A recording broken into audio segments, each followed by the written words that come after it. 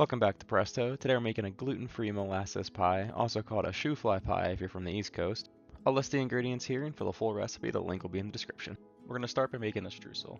Add the flour, cinnamon, salt, and then the brown sugar. Whisk until it's well combined, and next cut up the butter.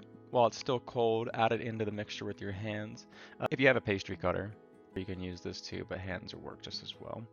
It should look like wet sand with some larger pieces of butter and sugar. We're going to cover this and set it aside in the fridge. For the pie, we're going to take the pie crust and cook it at 375 for 15 minutes. Now that our pie crust is blind baked, we're going to start the filling.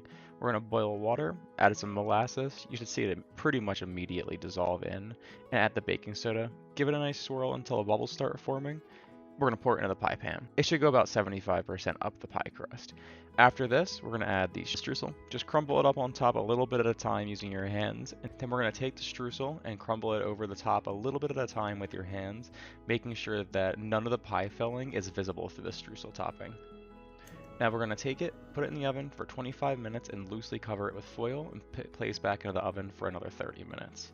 If you want the top not to sink into it, you can wait for the last 10 minutes to do the foil. To make it way easier to cut later, we're going to take a butter knife around the rim and scrape anything that bridged between the pie and the pan. Once the pan is cool enough to touch, we're going to cover with some foil and put it in the fridge. And if this pie looks good to you, the link is in the description for the recipe. If you liked the video, please leave a like, subscribe, and comment.